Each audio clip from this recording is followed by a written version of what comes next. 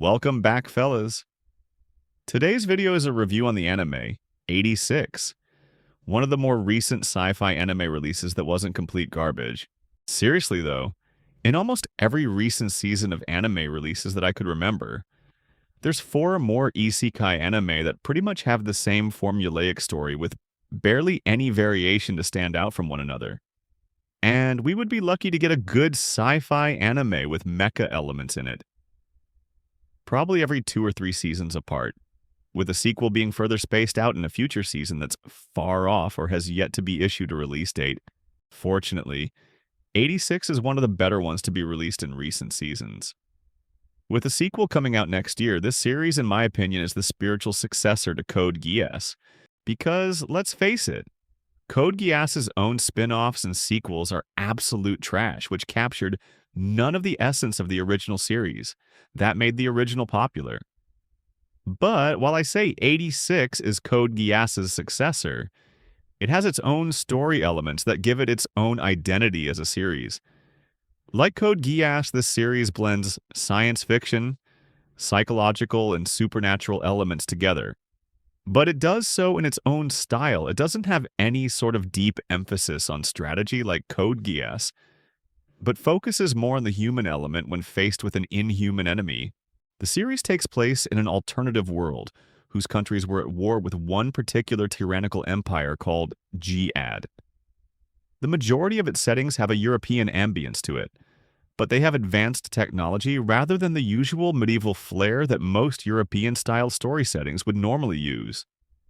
So, this empire developed a state-of-the-art combat system which used different role-specific models of multi-legged robotic tank drones that were governed by a powerful AI. This system was called Legion. These insect-like mobile tanks were a weapon development unique to this world. Even before the Legion adopted them, they were used by the humans to wage their wars. But while things went well for the Empire at first, with Legion fulfilling its role as sword and shield of the Empire, it went the usual route that seems more like a foreshadowing. Given the rapid development of AI in the real world, the Legion AI gained self-awareness and destroyed the Empire before expanding its battlefront to the other countries. I swear a lot of these sci-fi stories that use AI are overusing these names, to the point of them becoming cliché. I get Legion, for we are many, blah blah blah. It just comes off as unoriginal, you know? I bet you guys could name a few different types of technology or AI that is called Legion. I'll start. Skynet's alternative AI that was created after the events of the second movie. Post any others you could think of in the comments. I know I've heard a few different technologies called Legion, but I can't place any of them at the moment, other than the one from Terminator Dark Fate. That horrid abomination of a movie. Anyway, back to 86 now. So, the early part of the story takes place in one of the countries called the Republic of San Magnolia, which seemed to be modeled after some Scandinavian country that enacted an aggressive segregation policy under a wartime premise, where citizens not of the native ethnicity, Alba, which were people with pale skin, blue eyes, and platinum blonde hair, were forcibly relocated regardless of social class to the furthermost district called the 86th District. That was almost at the forefront of the Legion's expanding territory, if you've seen Schindler's List. It has a lot of similarities. Even the wealthy non-Albas had all of their assets forcibly seized and thrown into what was essentially a cramped concentration camp with very little functional infrastructure. Even going so far as to classify the 86th District as a pigsty, and all non-Albas as human pigs. The 86th District was a pool where the Alba conscript people to fight in their so-called advanced multi-legged tank drone units, laughably called juggernauts.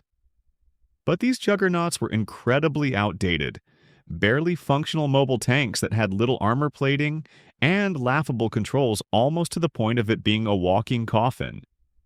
But to the Alba race, the 86 were not recognized as human, which deemed them as things.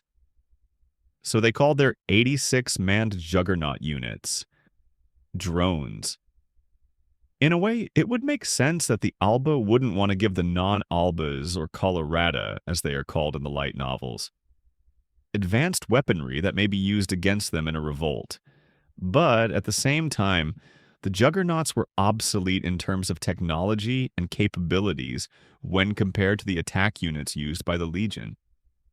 As a result of the Juggernauts being underpowered in capabilities and suicidal in design, its effectiveness relied solely on pilot skills and instincts, which forced any surviving 86 to become hardened masters of war against the Legion.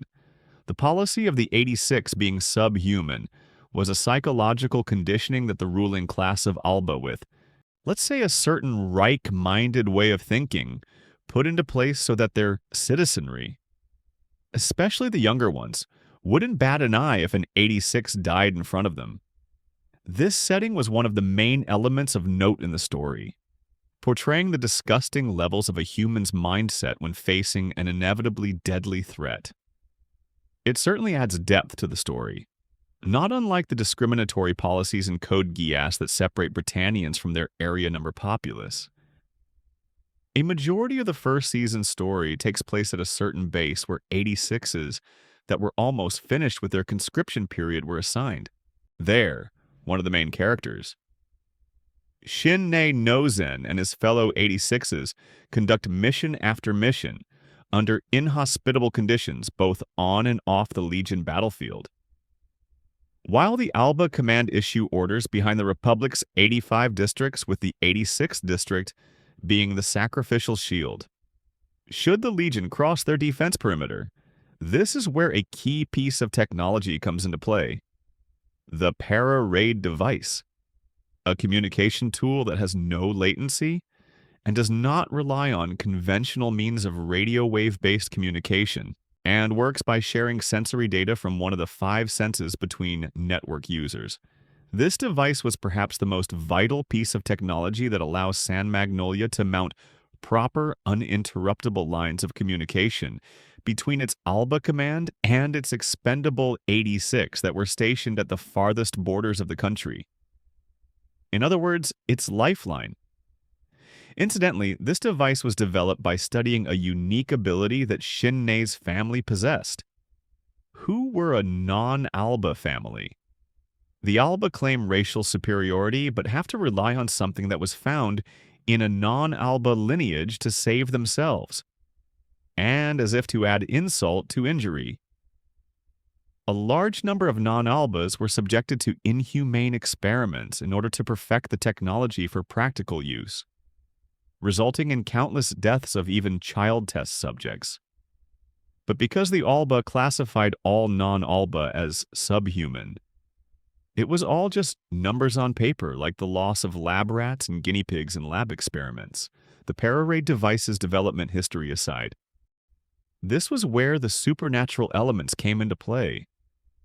There are certain families within this series that have inexplicable supernatural abilities. But for now, the early story focuses more on Shin-Nei's ability, which can also allow him to hear voices of the departed that have been assimilated by the Legion. The series shifts between Shin-Nei's perspective and the other main character, Vladilena Milize, an Alba commander that sympathizes with the 86 and tries to form a bond of camaraderie with them. As the story progresses, the views from both characters give the audience an overall understanding of the contrasting environments of the story, where, from Shin-Nei's perspective, his comrades die and the battalion personnel shrinks, inducing a heavy atmosphere by the surviving pilots after every encounter with the Legion, emphasizing the loss with small flashbacks about the ones that fell in battle. While from Vladilena's perspective, you see the happy and carefree lives of the Alba within the 85 districts. That was built off of the lives and sacrifice of the 86.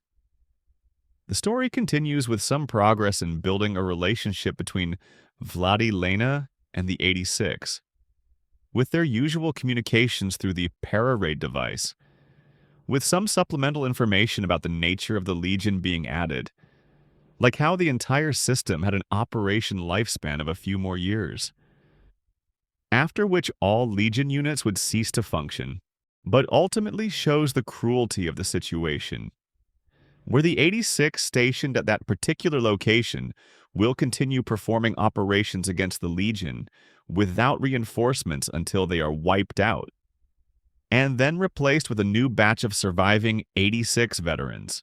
Shinne explains to Vladilena that the base is an execution ground for 86 that are nearing the end of their 5-year conscription service, where the Legion battlefield failed to end them before their service term was over.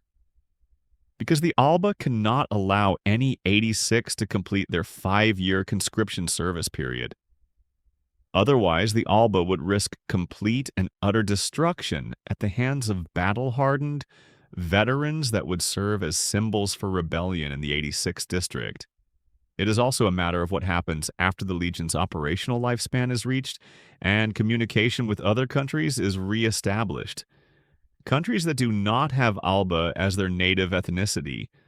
Although if I was another country's representative, I would have to question why only one particular ethnicity, native or otherwise, survived so long, with all others being wiped out.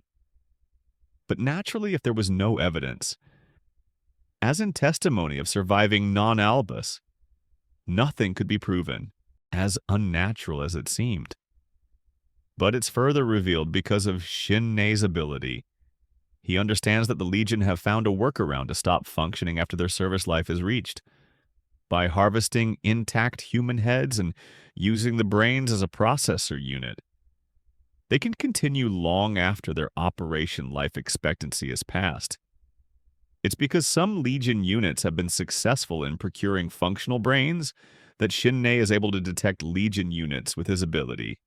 But Shinne is looking for one head in particular, his older brother's head, which was installed into a powerful Legion unit which served as the main boss for the first season. The fight scenes were pretty good and the CG rendering of the mechs were nice. I have to admit that I didn't feel the spider tank's designs too much, and I questioned the effectiveness of the melee-type juggernaut. Shinne used, but I liked the story, so it didn't detract from my enjoyment of the series. After the conclusion of the fight with his brother, Shinne and his 4 fellow surviving 86 head further out, away from San Magnolia, leaving Vladilena behind, where she started her own campaign to change the established system in San Magnolia, similar to what Suzaku tried to do as a Britannian noble. It was interesting to see when Shinne and his friends were traversing the area away from San Magnolia, that the Legion-occupied areas were lush with plant life and animals since the Legion did not target non-human organisms. So, I guess they were trying to run the route that the Legion were harbingers meant to cull mankind's numbers to allow nature to replenish the land, in a sort of irony. Since the Legion was man-made, but helped nature rather than man. I'm not sure if this is what the author was going for, but okay. Anyway, at the start of Season 2, they find themselves in the Republic of G-Ad, the reformed and reorganized G-Ad empire that created the Legion. They go through some minor observations and vetting, where they are taken in by the current president of G-Ad, which is where we are introduced to a new character in the form of a young girl called Frederica, who was the last empress of the G-Ad Empire and who also possesses a bloodline ability like Shinne. Shinne and his friends managed to experience the life of a normal citizen, only to yearn for the battlefield, where they become feared by the citizens and military of their new home because of their prodigious battle power against the Legion. It was an interesting take that people could get used to anything for it to become part of their identity. However, at that point, the Legion's Central Command Unit made its move and launched attacks on all surviving countries, with San Magnolia being utterly devastated amongst the target countries, thanks to the main antagonist Legion unit of the second season, who possesses a brain from someone who hails from the same clan as Shinne and has a connection with Frederica.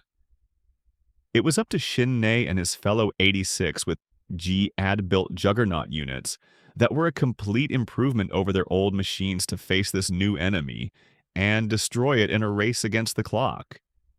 Before it recharged its weapons and destroyed the other surviving countries, the strategies aren't Code Geass tier, but are still pretty logical and doesn't confuse the viewer.